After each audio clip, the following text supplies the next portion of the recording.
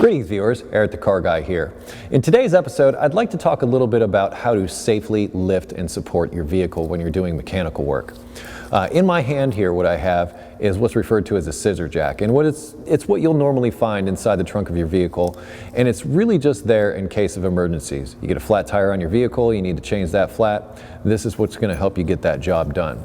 Now, just a couple of notes about these is that you want to make sure that you put these on a secure surface. In other words, don't use them on gravel or sand or any kind of loose surface because that really compromises their ability to support. So you have to be careful when using these, and I also don't recommend using these for doing any type of mechanical work on your vehicle. They're not very reliable, they're not very stable, they're good enough to change a spare tire, but I wouldn't trust them. Instead, I would suggest that you use a floor jack. This here is a 3-ton floor jack. It's a hydraulic jack. You can get them in different sizes. They have low profile versions for getting underneath low vehicles. There are lots of different varieties of these, and I think you can expect to spend between $50 and $100 on one of these, depending upon what the brand is that you get. In addition to lifting the vehicle with, say, a jack, you're also going to need to support it if you're doing work under the vehicle. And for that, you'll need jack stands. This here is a 3.5 ton, and this here is a 12-ton jack, and it really depends on the size, weight of the vehicle, and the type of work that you're doing, whether or not you're going to choose the different size jack stands. But it's good to have a variety of these things. It's good to have quality versions of these things so that you don't get hurt, because let's face it, if you don't do this properly, you can get seriously injured or killed. Let's go over to the vehicle and talk about how to safely lift it. I suppose one of the first things we need to talk about is where to lift the vehicle, or what points are safe to lift the vehicle. You'll see these areas that extend down from the body right here. These are on most modern vehicles. Here's the one in the front, and here's the one in the back. And this is where you would place this jack. In fact, it has an indentation right on the top here that you place underneath this area when you're lifting the vehicle. And as I said, these things are specifically designed to help you replace a tire should you have a flat. But when you're going to do work on the vehicle, this is actually where you want to place your jack stands. So you don't necessarily want to lift it at this point because you won't be able to place the jack stand. For that, we need to talk about a few other things. Say you want to lift a vehicle so that you can support it with jack stands. You have a couple of different options. The first are the tow hooks. And the tow hooks are located right here. And that's what they use, say, if your vehicle goes into a ditch or something like that. These areas here are made to support the weight of the vehicle. So those are the kind of things that you look for in order to, for jack points. Now you'll notice further back, there's where the stabilizer bar attaches to the body. This might be another good choice because these are often also reinforced areas of the vehicle. Next up, right where the control arm, this lower control arm, comes in to the body of the vehicle. This is another area here that is made to support weight. So these are the kind of areas that you want to look for. I would avoid putting it on the control arm itself, namely because it is a curved area, and as the suspension compresses, or as you lift it, it may tend to slide off. It's an angled surface, so you have to be careful of that. So try to avoid areas like this that are an angle and look for secure areas on the body itself to lift. Number one would be these tow hooks here in the front. That would probably be your best option. Areas to avoid are like this. This is the oil pan for the engine. You don't want to jack up underneath the engine or transmission or anywhere near any exhaust components.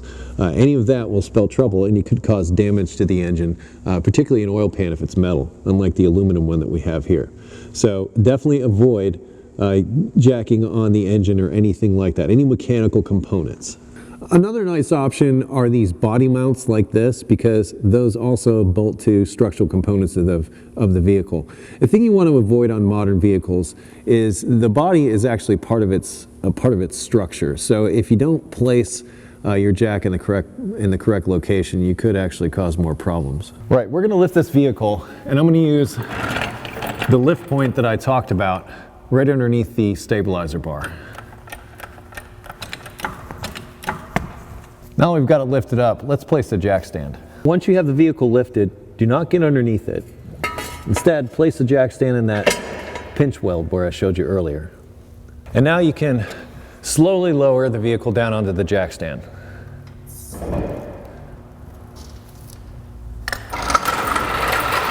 I'm going to repeat the process on the other side.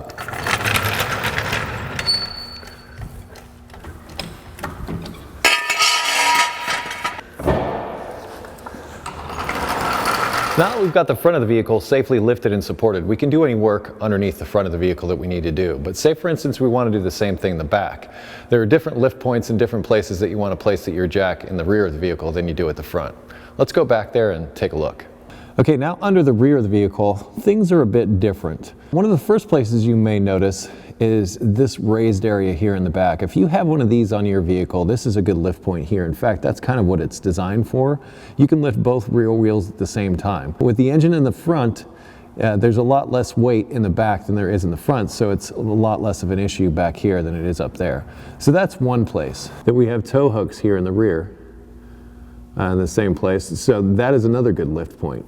But I will say this area right here, I want you to avoid placing the jack. And one of the main reasons is I've actually experienced people who have put in a jack here in the past, and it's actually deformed that part of the body and changed the alignment for the rear of the vehicle. So you want to try to avoid placing a jack in this area. Also under the rear stabilizer bar, you don't want to do that. Another area you might consider in the rear of the vehicle is right here where this lower shock mount is, or strut mount in this case, or lower control arms, but you have to be careful. You don't want to put anything under the lower control arm itself. By doing that, you could actually deform it and cause an issue. Also, similar to the front, it's at an angle, and the jack won't necessarily place well. You're looking for something that's going to be perpendicular to where you place the jack. That'll give you the most secure place to lift from. Certainly avoid underneath this area on the trunk. This is the bottom of the trunk pan. This will pretty much go right up into the vehicle, so you don't want to jack anything up there. Also, avoid the exhaust parts like the muffler or any of these other components.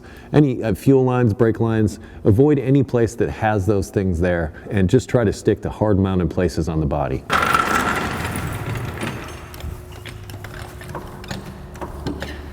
Now you can place your jack stands.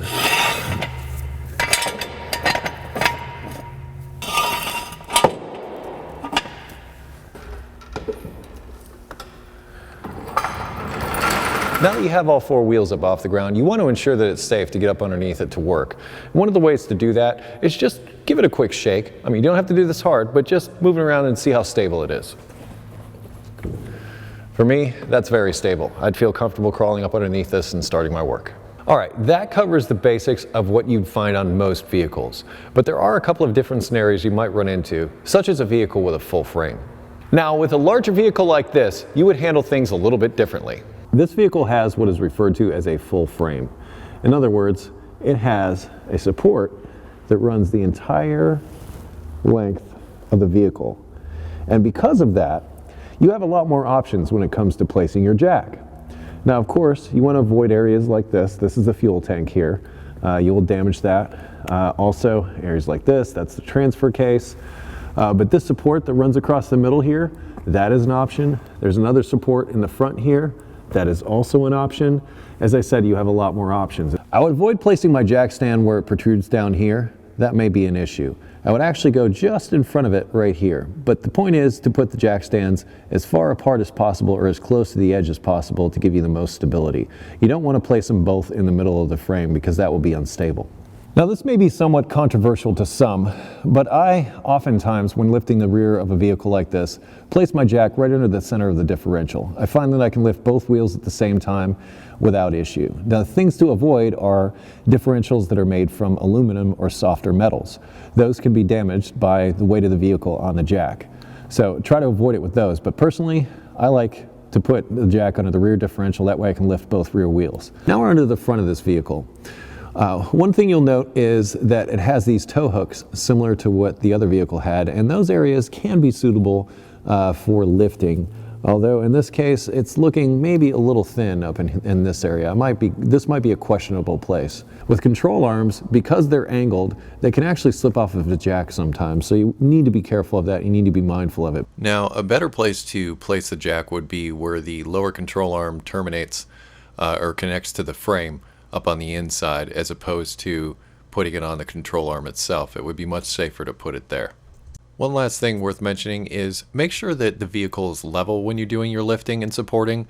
If the vehicle isn't level, you could create a situation where it's unbalanced and could come off of its supports. In this video, I covered a lot of the general points about lifting and supporting a vehicle for repair. The most important takeaway here is your life depends on doing this properly. I showed a lot of the general points. The specifics may be different for your vehicle and your application, so if you're not sure, ask somebody who knows, somebody who truly knows, or don't do the work. It's not worth risking your life. People have lost their lives by not doing this kind of thing properly. So take it very seriously and respect the process and respect what you're doing.